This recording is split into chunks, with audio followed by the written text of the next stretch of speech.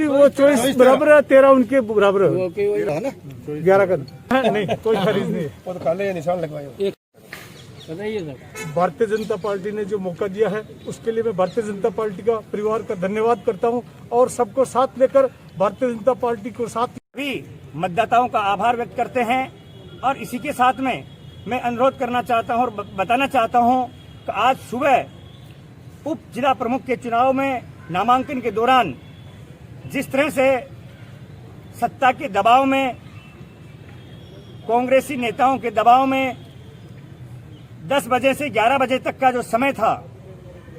और नामांकन उसी में होना था, ये निर्वाचन आयोग का आदेश निर्देश होता है। लेकिन इन सब के बावजूद हमने देखा है कि भीलवाड़ा जिला कलेक्ट्रेट कार्यालय में समय पूर्ण होने के बाद, गेट बंद कर देने के बाद और जिला कलेक्टर के प्रतिनिधि द्वारा ये घोषित कर दिए जाने के बाद कि नामांकन समय पूरा हो चुका है, इसके बावजूद कांग्रेसी नेताओं के दबाव में षड्यंत्र पूर्वक जिस तरह से कांग्रेस के उम्मीदवार का नामांकन पत्र स्वीकार किया गया है और स्वीकार करने के बाद में जब उसकी जांच की गई तो हमने देखा है यहाँ पर किस तरह से लोकतंत्र का तमाशा बनाया गया है। यहाँ पर सब प्रेस की उपस्थिति में, पुलिस की उपस्थिति में, प्रशासन की उपस्थिति में, नागरिकों की उपस्थिति में किस तरह से समय बीत जाने के बाद में 11:11 पर उनका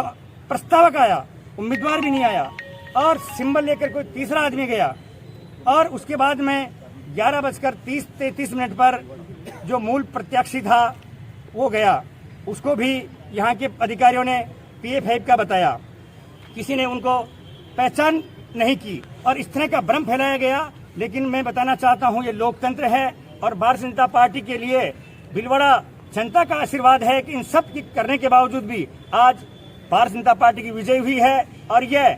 जो विजय है ये कार्यकर्ताओं की विजय है, आम जनता की विजय है। और इसी के साथ में ये भी निवेदन करना चाहता हूँ कि जिस तरह से चुनावों के अंदर और इन चुनावों में विशेष तौर से पार्टी को और पदाधिकारियों को, जिला परिषद के सदस्यों को खरीदने का जो प्रयास किया गया, धन बल और भुजबल और सत्ता बल के आधार पर भीलवाड़ा की जनता ने,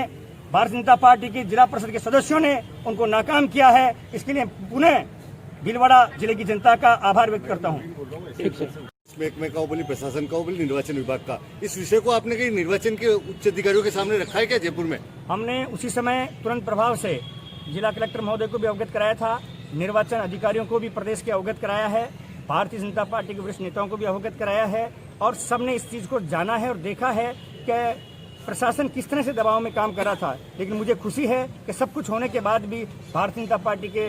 जिला प्रमुख और उप जिला प्रमुख के उम्मीदवार भारी मतों से, जितने मत थे हमारे, वो सब विजय होकर आए हैं। एक चीज और, एक जिस तरह से 3 पंचायत समितियों में बीजेपी के पास में बहुमत होने के बावजूद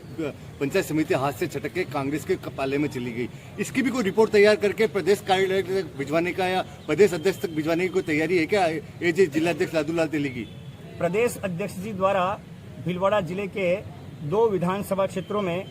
3 पंचायत समितियां भारतीय जनता पार्टी की बहुमत की होने के बावजूद वहां पर भाजपा समर्थित और जो बागी बने हैं उसके लिए रिपोर्ट मांगी गई है और जो क्षेत्रीय जो जनप्रतिनिधि हैं, यदि किसी की गड़बड़ रही है तो उसकी जांच कराएंगे, उसकी रिपोर्ट बनाएंगे और उसको शीघ्र भिजवाएंगे। ठीक है, थैंक यू सर।